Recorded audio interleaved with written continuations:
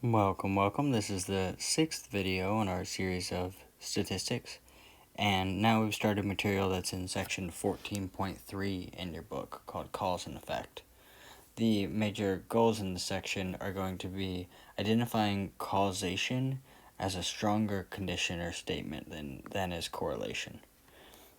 And we'll also talk about how observational studies are not meant to showcase causation, but only correlation. And then we'll talk about some principles of experimental design. And our experiments will be what we use to determine causation. So, a definition that we've been saying, a word that we've been saying but haven't really defined, is a variable. And it's just any characteristic being measured or recorded. So it's a little bit more broad than just the X in a math class. It's anything that we're studying. And these variables can take values that are numeric or categorical. So for example, in the Boston smallpox example, we had a couple variables. One, whether or not they were inoculated, and two, whether or not they were died. Both of those were categorical because they didn't take numbers. They took yes inoculated or no inoculated. So yes no questions are categorical variables. Some other examples of variables in general are height, popcorn size of movie theater, number of siblings, ice cream flavor, but note that they're all different types of variables. Likewise, we could have wrote, weight of an M&M. We could write the color of the M&M. We could write the number of M&Ms in a bag.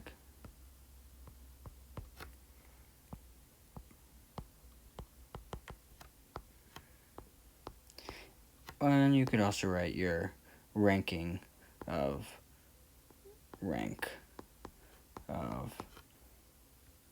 like least to favorite.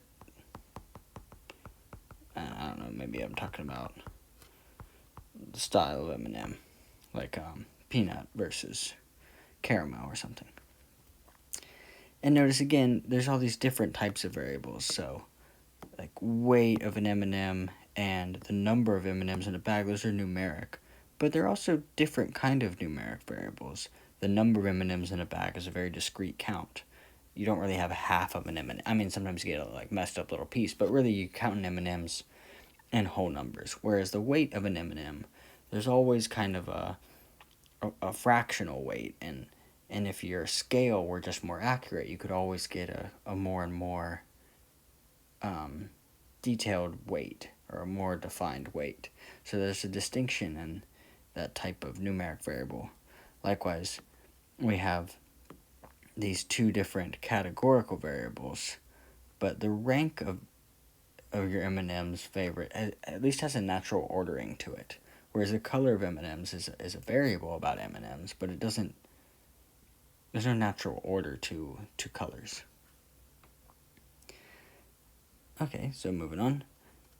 If you have a pair of variables that appear somehow connected to each other, you might want to have a relationship. You might want to describe a relationship where one is affecting the other one. It might seem that way. And so just some definitions, we'll call the explanatory variable the one that is kind of causing or doing the affecting of the other one, and then the response variable would be the one that is responding to the explanatory variable. So in the Boston smallpox example, we had that inoculation or not affected living or dying. So, dying? Yeah. So one variable is affecting the other one and not the other way around. Sometimes it's hard to draw that arrow. It's hard to be confident that there's not multiple arrows. If you have the example we have down here where our variables might be our high school graduation rate and poverty rate, it would to choose one arrow over the other one, that high school graduation affects poverty rate or poverty rate affects high school graduation rate, seems like you can't choose just one. So both arrows incorrect.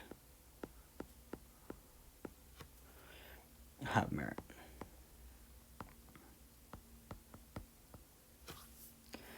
Alright, so in this video we just defined variable and talked a little bit about different ways to categorize them and even discuss relationships between two variables. See you in the next one.